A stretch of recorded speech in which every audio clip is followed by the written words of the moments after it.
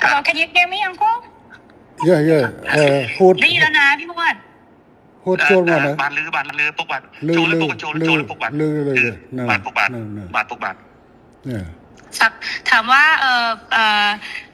เป็นยังไงบ้างสุขภาพดีหรือเปล่า គាត់ក្មួយសុំសួរពុកមាថាមិនដែរសុខភាពល្អអត់សុខភាពមិនដែរ ở đây đó đây sumอคุณในไอ้บนปกพ้อง สุขภาพแข็งแรงดีครับ โอเคค่ะบอกว่าวันนี้ได้คุยกับพี่มวดเรื่องชายแดนบอกว่าก็เข้าใจตรงกันว่าทั้งท่านฮุนเซนทั้งอิงก็อยากให้2ประเทศสงบสุขค่ะមិញគាត់បានទៅជែកជាមួយខ្ញុំបាទ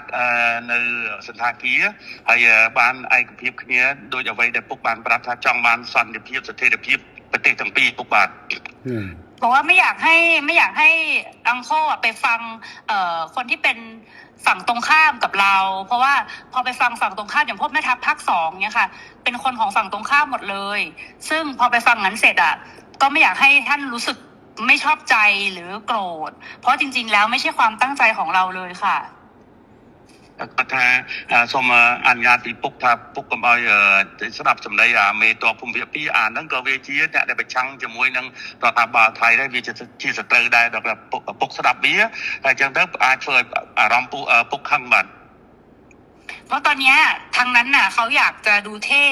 เขาก็จะพูดอะไรออกมาที่มันไม่เป็นประโยชน์ต่อประเทศชาติค่ะแต่ว่าจริงๆที่เราต้องการเนี่ยคือต้องการความสงบสุขให้เกิดขึ้นเหมือนตอนก่อนที่จะปะทะกันตรงชายแดนนะคะមេតបភូមិភាគហ្នឹងវានិយាយចង់ឲ្យលយខ្លួនវាចង់សាង rating មកវាហើយទៅធ្វើឲ្យប៉ះពាល់ដល់តំណែងប្រទេសទាំងពីរយ៉ាងធ្ងន់ធ្ងរពុកបាទដែលយើងប្រទេសទាំងពីរគឺចង់បានស្ថិរភាពនិងសន្តិភាពដូចអ្វីមុនព្រឹត្តិការណ៍កើតឡើងពុកបាទบอกว่าให้ท่านฮุนเซนเห็นใจหลานหน่อยเพราะว่าตอนนี้คนในประเทศไทยเขาไล่เราไปเป็นนายกที่เขมรหมดแล้วគាត់ថាគាត់សូមអនុញ្ញាតពុកថាអាណិតក្មួយផងឥឡូវនេះថៃប្រជាជនថៃភាគច្រើនបានដេញហើយដេញក្មួយថាទៅនៅស្រុកខ្មែរទៅព្រោះជានាយករដ្ឋមន្ត្រីខ្មែរពុកបាទบอกว่าจริงๆแล้วถ้าท่านอยากได้อะไรก็ให้ท่านบอกมาได้เลยค่ะเดี๋ยวจะดูจัดการให้អញ្ចឹងបើពុកចង់បានអ្វីពុកអាចមានប្រសាសន៍ទៅគាត់នឹងរៀបចំធ្វើការងារនឹងបន្តជូនពុកតែម្ដងឥឡូវបញ្ហាដែលខាងនេះចង់បានគឺធ្វើម៉េចឲ្យនៅច្រកព្រំដែនទាំងអស់ត្រូវបើកឡើងវិញជាប្រក្រតីអាហ្នឹងគឺថាការចង់បានខាងនេះគឺតែប៉ុណ្ណឹងនឹងជំហានទី1ขั้นตอนที่1อยากให้ชายแดนเปิดปกติเหมือนก่อนเกิดเหตุครับโอเคค่ะตรงกันព្រោះបញ្ហាហ្នឹងដូចគ្នាយល់ដូចគ្នាបញ្ហានេះគឺខាងកម្ពុជាជាអ្នកដើរក្រោយទេតើតែខាងថៃបិទដែងដកយកបំរាមដែងបិទព្រំដែនបិទច្រកព្រំដែននេះចេញជាមុនបានកម្ពុជាចាប់ផ្ដើមអនុវត្តតាមក្រោយจริงๆเหตุการณ์เรื่องปิดชายแดนเนี่ยฝ่ายไทยเป็นคนเริ่มก่อนฉะนั้นถ้าฝ่ายไทยเนี่ยถอนคำสั่งกัมพูชาก็ตามเลยเปิดปกติហើយរឿងនេះគឺកម្ពុជាមិនអាចធ្វើឲ្យមុនបានទេដោយសារកម្ពុជាបានខកចិត្តម្ដងហើយដោយសារកែសម្រួលកម្លាំងនៅមុំ3ប៉ុន្តែហើយថាឲ្យមានប្រក្រតីនៅតាមព្រំដែនប៉ុន្តែទីចុងបំផុតបែរជាខាងយោធាថៃនៅតែផ្កើននៅបន្តស្ថានភាពបិទទល់ដែនបិទច្រកដដែលเพราะว่าเราก็มีความผิดหวังเรื่องหนึ่งแล้วที่การมีปัญหากันที่ช่องบกเราก็พยายามตามที่ฝ่ายไทยต้องการแล้วก็การต้องการนี่เราก็บอกว่าโอเคนั้นเราก็ทำตามนะแต่ว่าขอให้สถานการณ์เข้าภาวะปกติแต่ว่าเราถอยแล้วเราถอนแล้วเราปรับกำลังแล้วแต่ฝั่งไทยยังเอาเรื่องด่านเนี่ยมากดดันอีกឥឡូវនេះគឺខាងកម្ពុជាគឺស្នើចេះឲ្យថៃបើកច្រកទាំងអស់ឲ្យបានមុន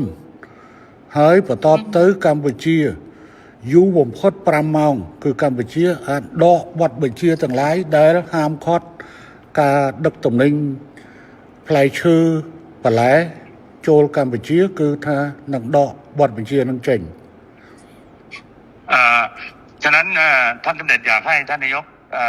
ช่วยให้ฝั่งไทยเนี่ยถอนเรื่องการปิดด่านถ้าถอนปุ๊บฝ่ายกัมพูชาจะถอนเรื่องการห้ามสินค้าเกษตรนำเข้าอะไรทุกอย่างก็ถอน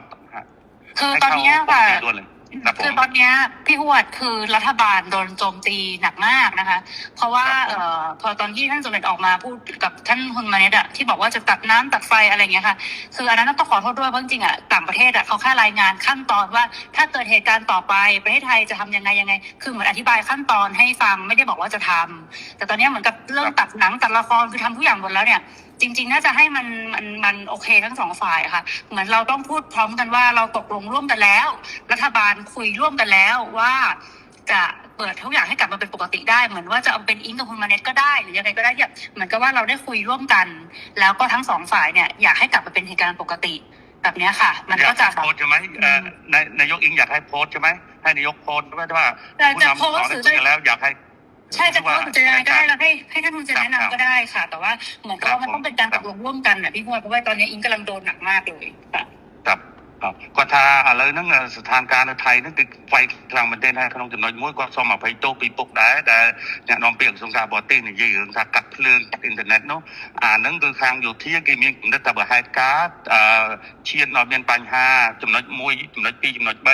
ดังนั้นดังยัยถ้าเธอปากป้อนแล้วก็กดสมตัวพ่อหรือน้องอเมียนในขนมกำนัดแต่เธอเบียบนังเตะปัญหาเลยนี่กดถ้ากดสมบอกปุ๊บถ้านักกดพ่อแล้วนึกน้องปฏิกูไฟกดเหมือนเต้นกดจังเอาปุ๊บหรือก็ปุกนายนอมสำนักจะไปได้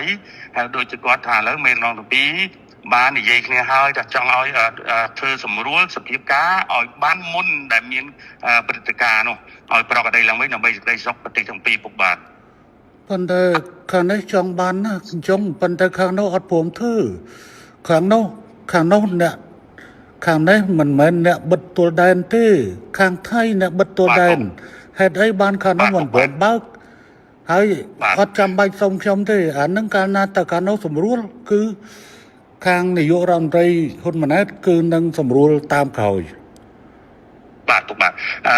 จริงๆเนี่ยท่านเนี่ยเป็นคนที่อยากได้เรื่องเสถียรภาพมากท่านนายกแต่ว่าทหารนี่มันมาปิดด่านก่อนอะไรก่อนนะมันเริ่มต้นก่อนกดดันก่อนฉะนั้นต้องคุยกับทหารพร้อมไหมในการเปิดด่านพร้อมค่ะทั้งนี้ตามหมดทั้งนี้ตามทั้งนี้ตามหมดฮะ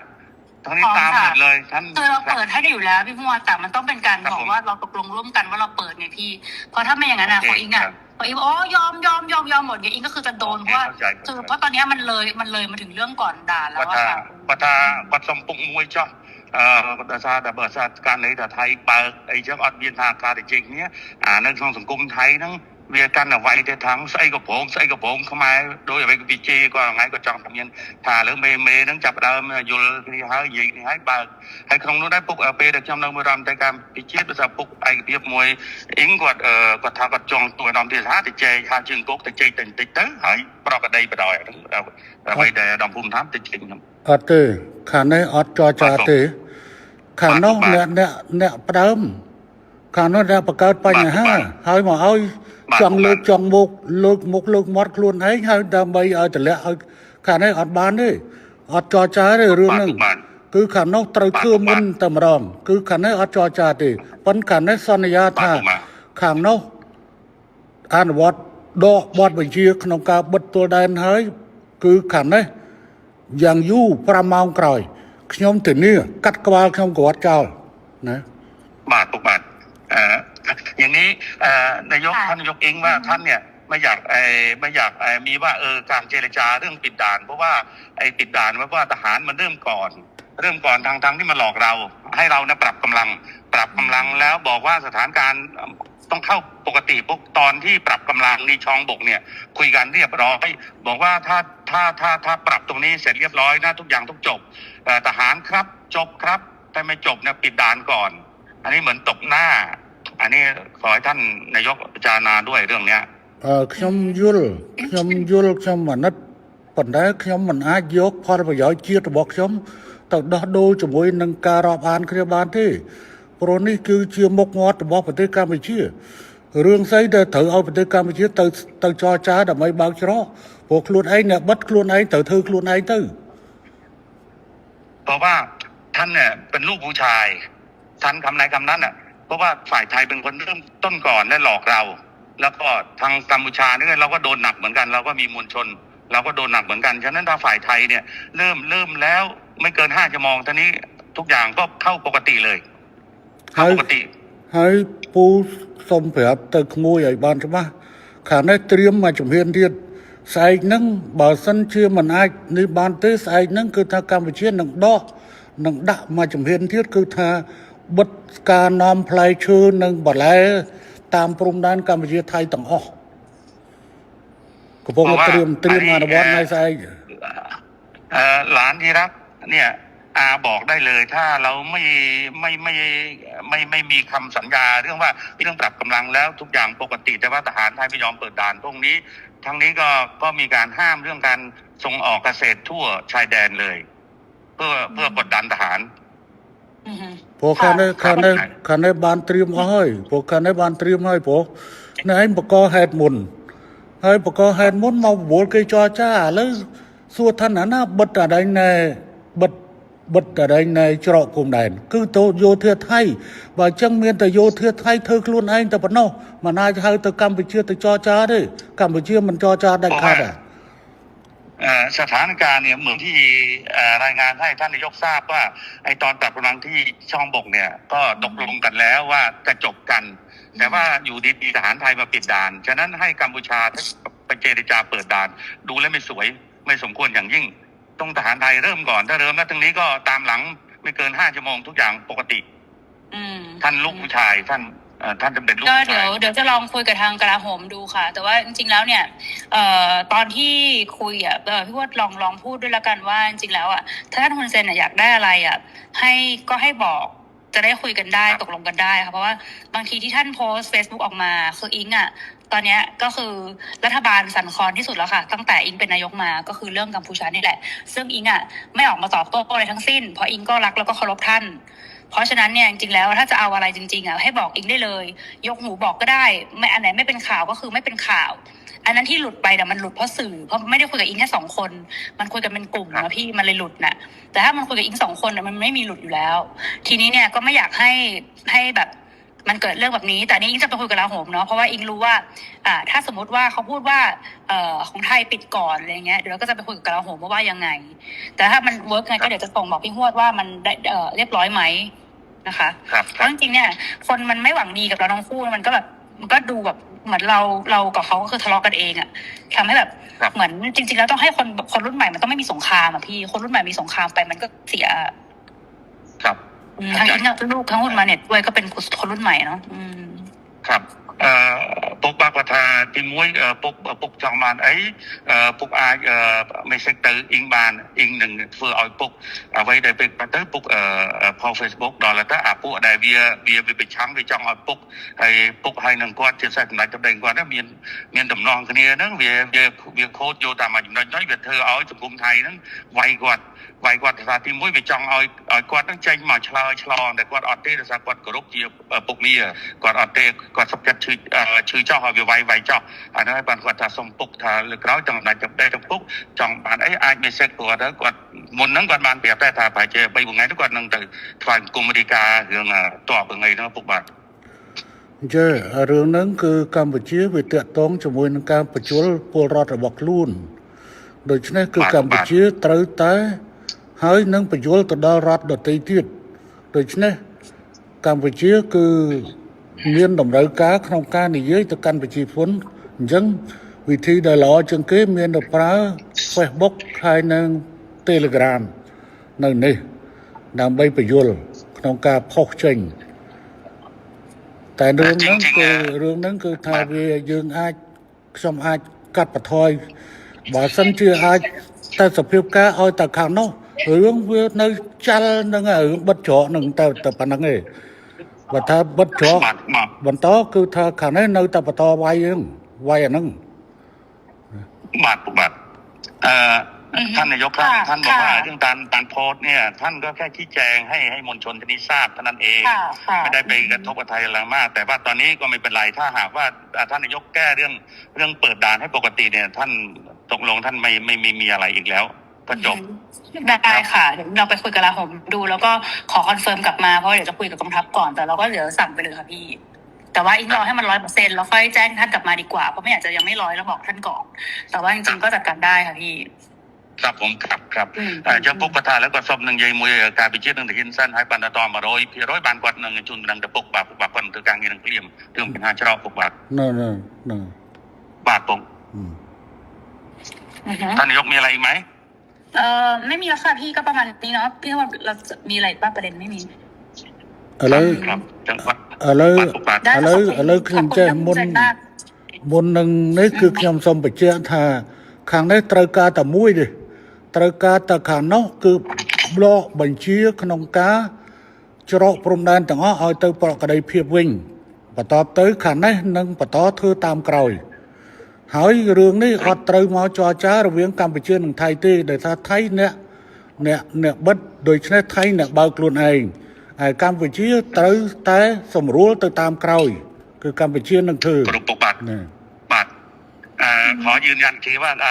ท่านนายกครับเรื่องด่านเนี่ยเราไม่ควรไปเจรจาเพราะว่าฝ่ายไทยเนี่ยเป็นคนที่ปิดแล้วปิดเนี่ยหลอกเราให้ปรับกำลัง อันนี้หลอกเราปรับกำลังว่าถ้าปรับแล้วตรงนี้จบคือจบทุกอย่างก็เข้าภาวะปกติ แต่ว่าอยู่ดีๆทหารไทยมาปิดด่านฉะนั้นทหารไทยเนี่ยก็ต้องยกเลิกการปิดด่านถ้าปิดปั๊บเขมรก็ตามหลังเลยก็ตามที่เดิม ทุกอย่างก็เข้าภาวะปกติไม่มีอะไรแล้ว ค่ะพี่พรโอเคค่ะ ครับผมครับ ได้ค่ะแล้วก็เดี๋ยวแล้วยังไงเดี๋ยวอิงจะรีบแจ้งทางพี่พจน์กลับไปนะคะ ว่าเป็นยังไงบ้าง ครับក៏ថាទៅពេលឥឡូវគាត់ធ្វើការងារនឹងមកហើយនឹងគ្រប់រាយការណ៍ជូនពុកវិញបាទពុកបាទ ខ្ញុំរងចាំ ท่านสำเร็จรอท่านนายกแล้วแต่ท่านเรียบร้อยเมื่อไหร่ครับ ได้ขอบคุณมากค่ะขอบคุณท่านสำเร็จด้วยค่ะ ครับผม ค่ะสวัสดีค่ะ ขอบคุณ